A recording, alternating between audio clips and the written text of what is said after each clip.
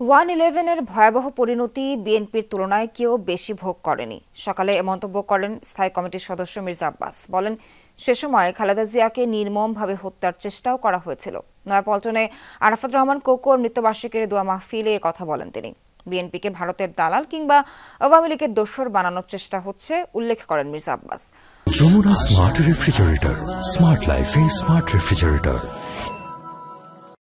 হুঁশিয়ার করেন, এর পরিণতি ভালো হবে না। বলেন, যারা নতুন দল গঠন করবে তাদের স্বাগত জানায় বিএনপি, কিন্তু ভুল বার্তা দিয়ে দেশকে বিভক্ত করার চেষ্টা না করার আহ্বান জানান তিনি। মির্জা আব্বাস বলেন, নতুন দল গঠনে বিএনপি ঈর্ষান্বিত এমন মন্তব্য যারা করছে তারা জাতির শত্রু। দীর্ঘ 17 বছরের আন্দোলন সংগ্রামে বিএনপির অবদান আছে কিনা সে প্রশ্নও রাখেন তিনি।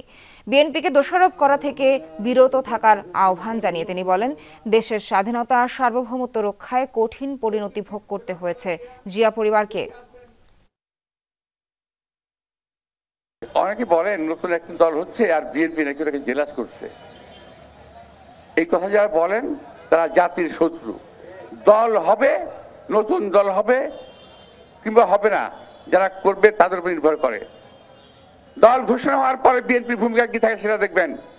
আমরা স্বাগত জানাই যারা দল করবে, যারা দল করবেন তারা গণতান্ত্রিক প্রক্রিয়ায় দেশটাকে পরিচালিত করবেন।